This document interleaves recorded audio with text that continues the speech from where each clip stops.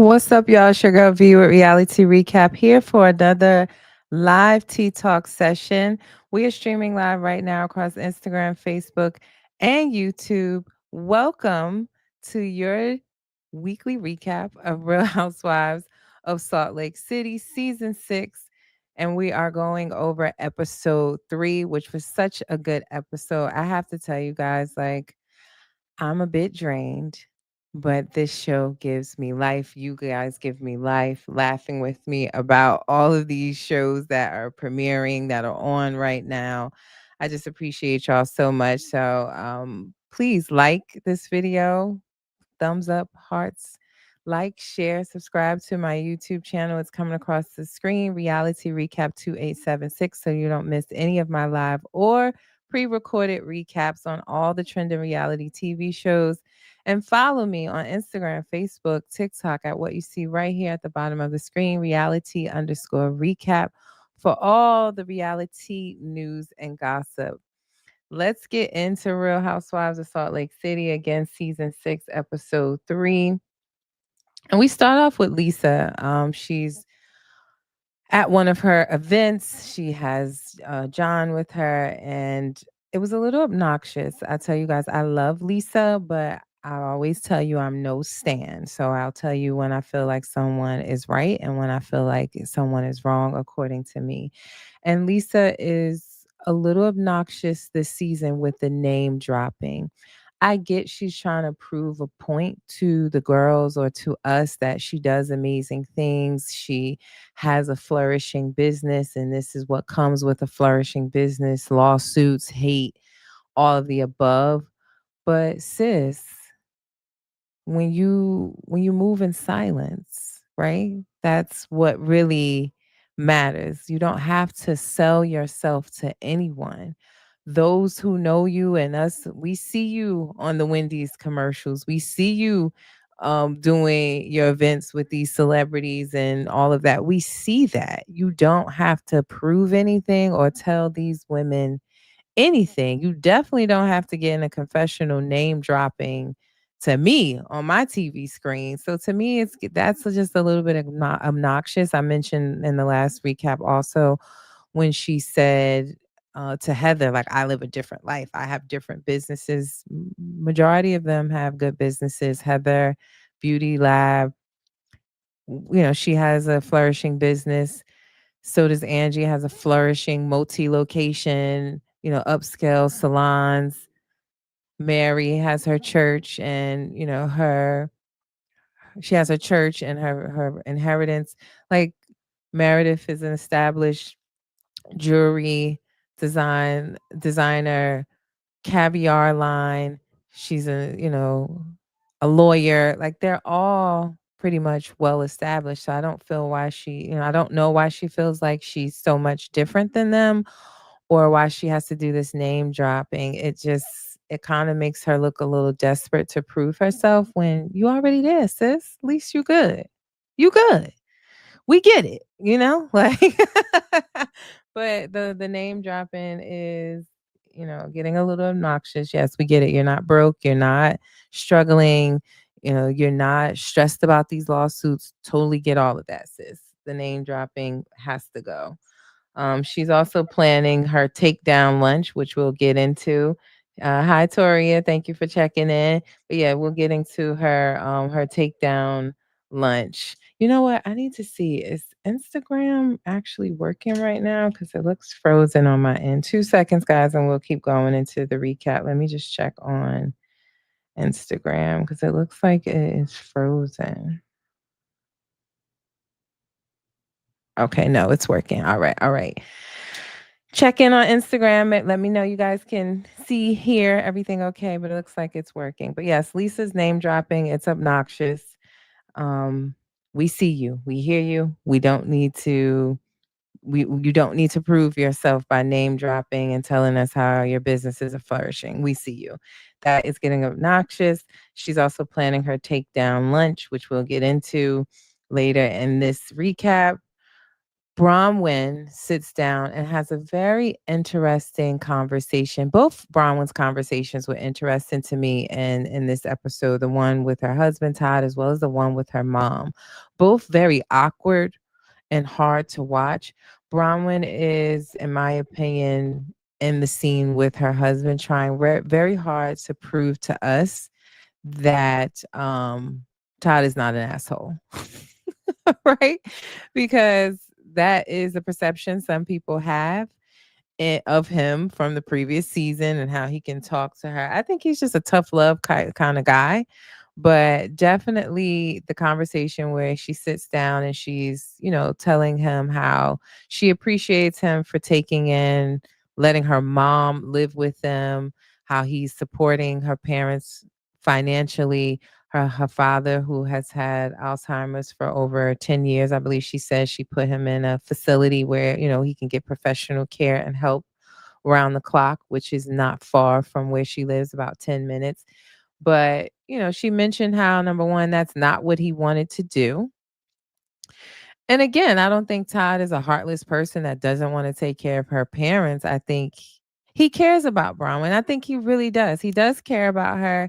He just has a tough love, tough exterior about him. And quite frankly, after the conversation with Bronwyn and her mom, or just knowing that they really weren't supportive of her when she got pregnant in college, that I'm sure he's not thrilled to be taking care of them when they didn't want to take care of her or kind of shunned her or shut her out for becoming pregnant and not being married at the age of 18 while she was in college. So I think that's where it comes from. But yeah, I wouldn't be thrilled to be taking care of them either. But in the conversation, it was very awkward. She talks heavily about her dynamics with the group, how she's getting along with Meredith right now, and Meredith being supportive and knowing the journey she's on with her father, being that, Meredith went through something similar with her father. She talks about how she desperately wants to fix things with Lisa and how she is desperate to be liked or wants to be liked by everyone. And I was like, really, Bronwyn? You desperate to fix things with Lisa after you read her for filth in the episode prior? Like, she read Bronwyn for filth at that socialites party. I was honestly surprised that she told Todd she wants to fix things with Lisa. It's like, girl, you've been reading Lisa. You've been pulling her cards since the premiere, honey. Like you told all her lawsuit business. I mean, it's not like it wasn't already out there, but she told all her lawsuit business and got real specific with this one lawsuit with the man and the Amex. And then in the second episode, you told her, you need to get a job and deal with your lawsuits, honey. Like you talking about, I'm spending my husband's money. At least I'm spending my husband's. You spending somebody else's. Does John know about this? Like, girl. Exactly. Bronwyn is on Lisa's neck. So I was really surprised that she told Todd she wanted to fix things. But she also mentioned how she really wants to be liked by everyone. And again, it was not Todd, in my opinion, being rude, but being honest. Like, girl, everybody's not gonna like you and everybody don't like you. Like he said, have you seen your comment section, sis? Like, not everybody likes you.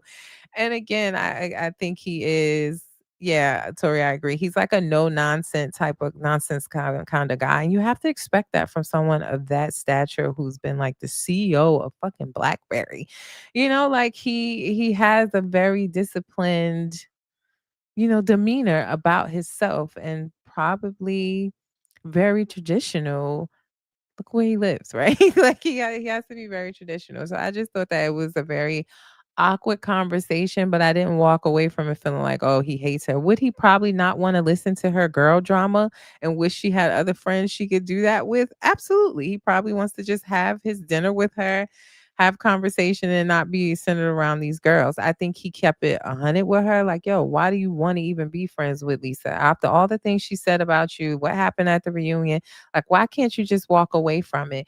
And I chuckle like, Todd, That's not how reality TV works, sir. She can't just walk away and not speak to Lisa. Like, that's not how it works here. She has to have a dynamic, whether it's beefing or cool. She's on reality TV. It's not like real life where she could just walk away and not speak to Lisa. So I think he should, instead of telling her, like, oh, never speak to her again, it's more like every time you see her, keep your foot on her neck. That's that's what he needs to be telling her for real. But I get Todd's perspective of it, but I just think that yeah, it's not how it works, sir. Not in reality TV. But he gives her tough love and he keeps it real with her. Like, you don't need to be liked by everyone, and everyone doesn't like you and not gonna like you. So get off that dream boat because it's not happening.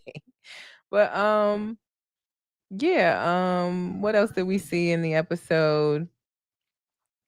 Angie had a great talk with her dad. I thought that was cool to see, getting to learn his history and what he went through in his country, his native country. Great conversation. It was, warm, heartfelt. It was a break, a much needed break in between all of the nonsense that we are seeing on this show, but nonsense that I love, let me be clear. But that was a great conversation. Bronwyn had to talk with her mother, and as I mentioned, it was a very awkward conversation. Um, I mean, typical mom stuff, but also very awkward and had my eyebrow raised. Like, it's typical of a mom to be like, "Oh, get me something to drink. Is it cold? Doesn't feel cold." They sit down and talk, and Bronwyn's talking about, how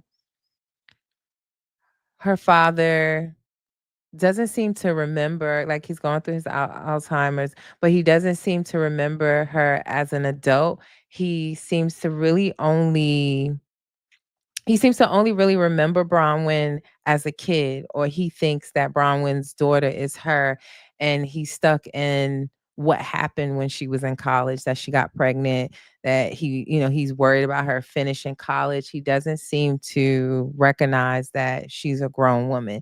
And Bronwyn has guilt about him only seemingly, like right now, remembering when she was in college, she got pregnant, she, didn't finish school. He only remembers that, so she feels like a bit of a failure in her father's eyes. And her mom is kind of like, "Oh, well, you made it, but you wouldn't have made it if it wasn't for your husband Todd, your rich husband Todd." And I was kind of like, "Ooh, not your mama saying that." I mean, it might be true, but not your mother mother saying that on national TV. She was like, "Yeah, like, kind of don't like you saying that, mom." And even the comment that she made about, like, it was no mom support of, "You're good anyway," or "You're good without Todd," or "You made something of yourself," or, "We should have been more supportive." None of that. Like, none of that is what she was giving. And then she said, "Well, you're gonna have to go through this soon with your husband." Like, because Todd's so much older than Bronwyn. She's like, "Yeah, well, this is kind of practice for you to be going through this with your father, because you'll be going through this soon with your husband." I was like, holy shit. Like, this lady is ruthless. But what do you expect if she shunned Bronwyn at a young age for becoming pregnant and not being married? Like, some people are just stuck in their ways. But it was like, I agree, Toria. I don't know if it was jealousy, but yeah, I don't know if it was jealousy or envy, but it was kind of like, good thing Todd came along because you wouldn't have been anything without him, which was like, wow. I yearn for a mother's support. So, like, it just bothered me to see that conversation. Like, your mother's here and she's treating you like that. Nasty work. But yeah. What else did we see in the episode? Heather, right? Heather's making a love den. Her children are leaving. She's an empty nester and she wants to paint every room. Heather needs a storyline, guys. I love Heather, but from her tagline to her lackluster storyline, I love Heather being a ride or die friend and having, Lisa's back if that's what she wants to do. Cool, but she needs a storyline. her storyline cannot be telling us how she wrote 2 books from the bed, so she's painting this room to give herself a loved-in office. Like, Heather, what happened to her second location? Her beauty lab second location. How come we don't see any of what's going on there? Like, we saw her when she first got the new location. It was bigger than the one she's in. She was expanding. Show us a little bit of that. Like, what's going on with the second location? On top of the fact, Heather needs some peen. She needs to date somebody. Heather, you cannot convince me after watching her go on that date on the first season that Heather's not interested in dating a big old BBC. She wants a black man, and that's cool with me. Why don't she date? I don't I don't know what's going on, but I know her. Well, she stepped out of the Mormon faith, so that can't be what's holding her back from dating on TV. But I do think Heather wants a black man, and I'm cool with that. Like, I'm totally cool with that. She needs a storyline, guys. This can't be it. Like, I know you have delivered one of the most epic lines in reality TV history for receipts, proof, timelines, screenshots. Cool. But we passed that now, Heather, and you're gonna have to give us something else. Other than when she shows up and is supportive of her friends, it's not giving, Heather. Someone tell her that, okay? It's not giving. Angie comes over and helps with the love den, and she's talking to Heather about feeling a way about Lisa.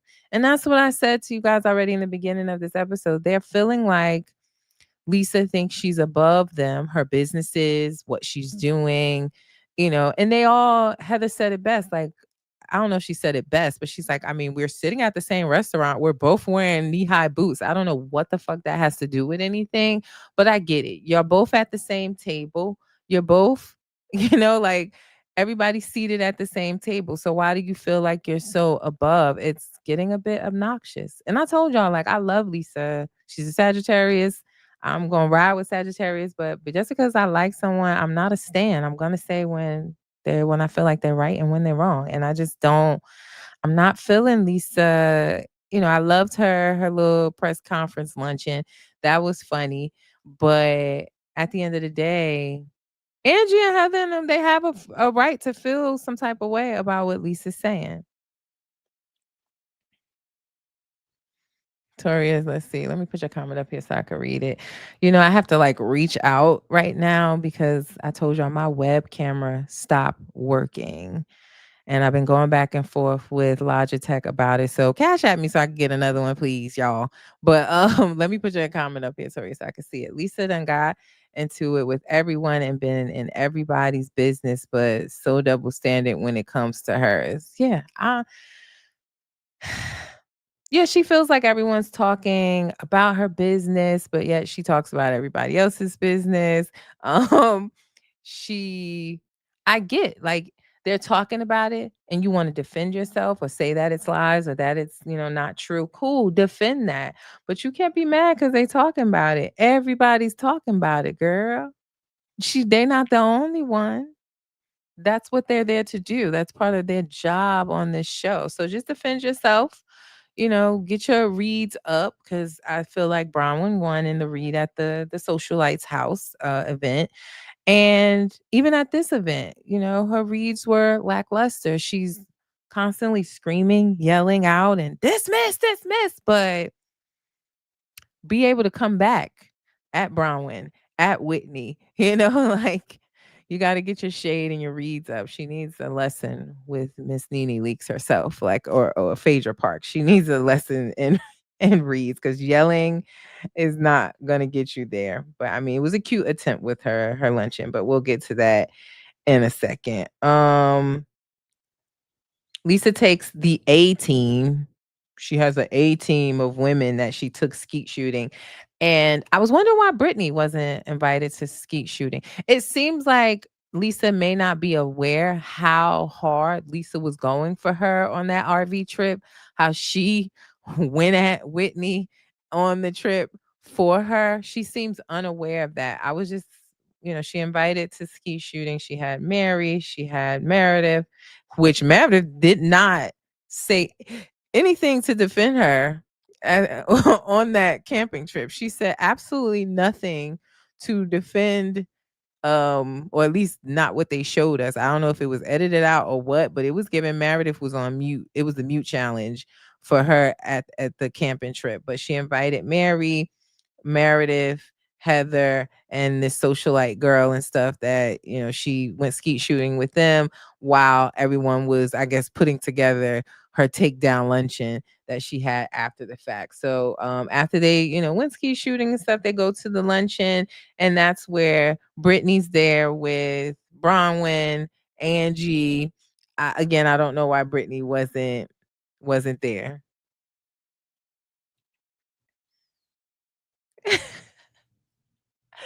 Like, I started to put a meme up about that, about getting gout pain, because literally I feel like everybody was Googling that after this show.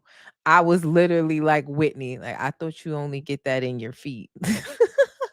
And I thought gout, they used to say it was like a disease for kings, that the kings back in the day that used to eat and drink so much would get gout. But I never knew that you can get it in any other part of your body, especially not your penitorius. So totally agree. I feel like the whole world, it probably was trending after that episode of people trying to get Google and find out if that was right. I did hear Lisa on Watch What Happens Live, where she said afterwards, she was like, yeah, it's a real thing. You just have to go Google it, go Google it, but prepare yourself because there will be pictures. So so if you do go Google it, prepare yourself. All right. I did not, that was not on my bingo card. It was funny, but it wasn't a read to me. It was definitely funny. Like even like I said, like the luncheon that we're talking about now, it was funny that she put up all these posters with it just stamped dismissed all over it, and these pictures of her at basketball games and on yachts. It was funny, but it was like, again, Lisa, why do you feel the need to do this? I get you want to defend yourself, but defend yourself with, it's gonna come out that these lawsuits was dismissed. It's already out there that some of them are dismissed. Not that one that they were talking about, but the others were dismissed. Like, just live, just be you, live in your truth, and don't feel like you need to name drop and tell us all this stuff you're doing and Ben Affleck and all this other mess. Like, it's not necessary. But I mean, great television to have this luncheon, but have your reads together. So she has everybody at this luncheon where she has her big poster boards, easels everywhere, dismiss, dismiss, dismiss. But right, when they sit down and the conversation starts, and she's saying, like, yeah, this was dismissed. Allegations are not facts. Every lawsuit, I'm a big deal. So people are gonna sue me. Like, that's not a good read. And be able to rebuttal and come back at Bronwyn when she said, was they dismissed because it wasn't true? Was it dismissed because you just paid them off? Like, yeah, let's talk about it, right? So, and then you just come back and say it's dismissed because it's none of your fucking business. Like, that's not a good read, sis. I was looking for more. And again, I do agree that Meredith wasn't defending her at that RV, and she's like, "Oh, don't believe them. They're just trying to cause issues with you." I defended you. I listen. Unless they cut it out, sis was not defending her at all. Like, not at all. And what is it? And you know what else I had to Google? Not only did I have to Google gout pain, I had to Google what is a fanfotel. What she say? Fanfotel tail? That her. What is that? A fanfiddle tale or something like that, where Andrew was like, "You are not a Disney princess. You're not gonna bibbity bobbity boop, and the lawsuits are gonna go away." I was like, "What is that?" That's something else I had to Google. Call me slow, stupid. I don't know, but I definitely was like, "Huh?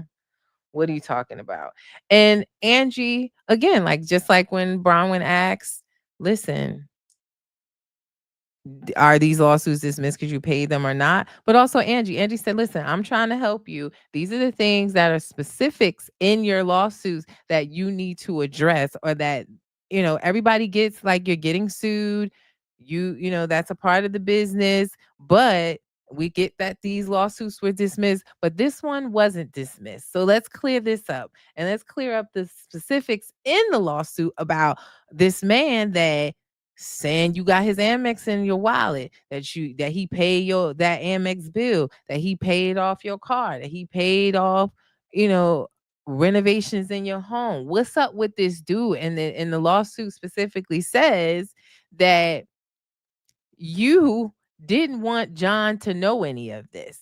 That's what you need to clear up. I don't see this on no posters nowhere. Love you, Lisa, but I don't see this on no posters nowhere. Let's talk about that. So that's where your reads need to come in and tell them what's really going on. And I get she's saying that these are fan fatale or whatever the hell she said. These are fairy tales or whatever, like that this man, they're fabricated lies. Let's go with that, allegedly, that this man is telling. But you needed to be ready with that if you were going to call this level of a press conference. And I said, don't get me wrong, I love a good old nasty press conference, honey. I lived for when Karen did hers, and Giselle turned around with her free Uncle Ben shirt. I live for a good press conference, honey. But have it together, because Karen, although she didn't clear shit up in hers either, her reads for the girls, she was ready. So I'm gonna need Lisa to do the same thing. Yes, Mary said it's so blurry. I can't even read it. She also said, I'm here. I'm confused. I'm probably gonna stay confused, and I'm probably gonna leave confused." Like Mary, like, because what is the point of this?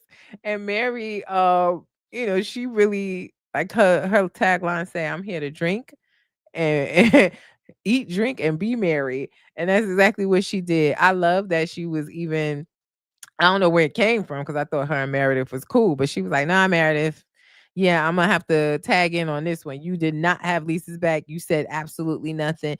And I guess this is a point in the season where Angie and Mary are still cool, because it looks like in the trailer they go through a little tit for tat or beef later on in the season. But she had Angie's back. Like, no, you're mad at Angie, but clear it up. Or everybody was talking about it. Wasn't just Angie. Like, I loved how she was kind of coming in where she needed to and backing up Angie as well. But yeah, I just felt disappointed, and it kind of fell flat. Again, funny, the whole poster thing, but as far as her reads and being able to rebuttal with the girls, it kind of fell a little flat. What else? What else? What else? I don't went so down in my bullets. I don't even know where I am. Her and Angie, Lisa and Angie get into it. Angie, in my opinion, was trying to get her point across about how she feels Lisa tears down their businesses or thinks she's above them, and she couldn't get her point across because Lisa wasn't listening. And she was like, "Don't nobody frustrate me and make me want to stand up and kick my chin more than you." And she Lisa was really questioning, like, "What were you gaining for talking about me? Why would you compare me to Jen Shaw?" And Lisa said, "If anybody wants to be like Jen Shaw, it's you. You using her lash girl, her brow girl, her hair." But it's like, it's Utah, right? It's not that many eyebrow and lash people. And even when she did that, she stumbled over her words and it wasn't a good read. But it's like, I'm pretty sure there's not a plethora of brow and lash girls out in the middle of nowhere in Salt Lake City, Utah. So, and even then, Mary chimed in again, like, "No, yeah, she's the best brow girl. I use her too. We all use her." Like, I'm sure. And then here go Brittany on the side. "Is this the same brow girl that said the stuff about Jared?" Yeah, it is, clearly. And you're not even engaged to him anymore. So you shouldn't be with him to begin with. So what is really going on here? But I don't know. It was just hilarious. And here go Brittany, always chiming in. Chiming queen. Always, her timing is so off. And it is so off that it's right. Like, her timing is so wrong that it's right every single time. Because how we get on Jared, girl, and this brow girl. But it was hilarious to me, for real. Um, so her and Angie go back and forth.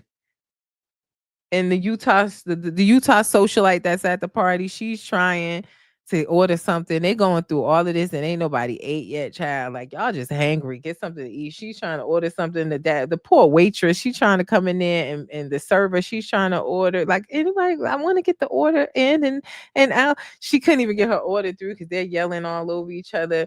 And that's when, Brittany called out Meredith for saying that, she didn't have Lisa's back at the campground.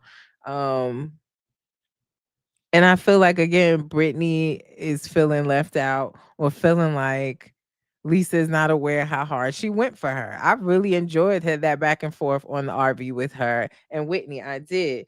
And Whitney starts talking in the middle of that saying like, she jumps in saying this didn't really prove anything, the luncheon, or, what she's saying. And Lisa asks Whitney, and you can tell that's a trigger for Whitney, but she asked Whitney, like, so how are you unwinding your business? What are you doing? And again, Whitney had a point. I don't really even care for Whitney, to be honest. I feel like she be starting shit and hiding her hand. But in that moment, you can tell that Whitney is very triggered by the loss of this business and how it didn't go well. She's, pretty much shared her heart. Now, I told you, I don't know if she shared all of this in the previous episode because she's trying to get ahead of it coming out and people pulling her card about it. I don't know if I feel that it's genuine that she's sharing this information. It was like more, let me share it before it's talked about, like the whole Alibaba jury situation. But she gets heated. She's like, yeah, I'm getting out of it. It didn't work for me. I have money to pay my stuff off. Do you? Because you said you didn't. And it is people bitching on to TikTok about how they invested in and bought products and they didn't get to go to your 3-day retreat event. So, I mean, it is happening, right? You may not be getting sued, but the people want their money back too. So, Lisa saying, you the last one to be she talking. I ain't gonna hold you. She kind of right. But Whitney is holding her own. She gets really upset. She's like, I'm getting out of my business. Ain't nobody suing me. You always deflecting. She stood up. I was like, ooh, Whitney's healing journey has went down the drain. Like it has crashed and burned. I thought she was on a healing journey, honey, from the Bezos dinner. But that has gone. That has came and gone. Cause honey she threw the napkin in her face, walked up on her. I was like, is these women about to fight? Is we about to get a fight on Salt Lake City? She went all over in her face. But Mary told, no, sit down, Whitney, sit down. But yeah, Whitney's healing journey crashed and burned, and I was here for it. I was here for it. Yes, Whitney definitely had enough of Lisa. She's had enough. Like they keep apologizing, burying the hatchet. They did at the reunion, and then we're right back here again. Like, again, Lisa, they're gonna talk about your shit, and Whitney, they're gonna talk about yours. Like, if you're gonna get involved in the conversation, expect your Ponzi scheme beauty business to come up. It's gonna come up. So why can't we just address it all in a fun, shady way and move on, honey? But that is a trigger for Whitney. You can tell. Healing journey canceled for sure. Healing journey canceled for sure. But I mean, it's another great episode of Salt Lake City. I tell you guys, they just keep setting the bar higher and higher. We're only 3 episodes in, and we've been on a cash trip. We've tore down somebody else's event, the socialites event. It wasn't even one of their own events, and we tore that down. We having press conference lunches.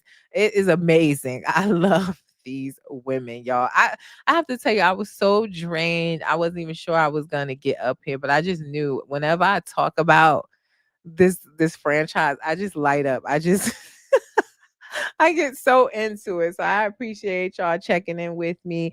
You know, yes, we'll continue to recap Salt Lake City. Let's talk a little bit about what's on the agenda, what's coming back on the recaps for me. Bell Collective starts tomorrow. I will be recapping Bell Collective. We have the Life After Lockup season finale on Friday night. I will be recapping that. We have Potomac season 10 starting on Sunday. Yes, of course I will be recapping that along with Love and Hip Hop Atlanta. I will continue that. I'm sorry, y'all. I just cannot do OC in Miami. I'm watching it here and there, but I just cannot do it. I told y'all that's my toxic trait. I'm gonna stop where I don't recap things that I'm not enjoying. That is not what I'm here for. I'm here for the people, and I should be recapping everything. So we'll start fresh when their seasons come back. And I will be giving you some green screen videos on Love is Blind. I did get through episode 1 last night. And it's already a couple married, or not married but engaged after the first episode. My head was on a swivel, child. So yes, Love is Blind is good. I'm enjoying the new season. So I'll give you some short videos of that on YouTube and on Instagram, Facebook, and TikTok. So yeah, look out, set your alerts, please. Make sure you guys like this video, heart this video. I appreciate you guys. Subscribe to my YouTube channel. Reality Recap 2876 is coming across the screen, so you don't miss any of my live or pre-recorded recaps. Follow me on Instagram, Facebook at reality_recap for all the trending reality news and gossip, and on TikTok at reality_recap too. I know, yeah. Miami's supposed to have a bombshell reunion. If it's bombshell enough, I'll definitely recap it or do a green screen on it. I've been racking my brain to figure out what it is. When I went to the Page 6 event about 2 weeks ago, Marisol and Alexia were there, and they talked a little bit about this bombshell. They were trying to squeeze any information out of them they could, but they really was not giving anything up about who it was. Who was it coming from? I expect it to be Adriana. It always is her, in my opinion. But yeah, I want to see what this bombshell is. I'm definitely going to be watching the reunion tonight. So if it's good enough, we'll definitely talk about it, guys. All right. So thank you for watching. I appreciate you. I will be back with another recap. And like I say, before I end this live, reality TV stars are humans too. Don't forget that. It's your girl V with Reality Recap. Enjoy the rest of your Thursday. Peace. Oh, Julia got proof. I'm going to look for it, Toria. I'll be watching. Peace, y'all.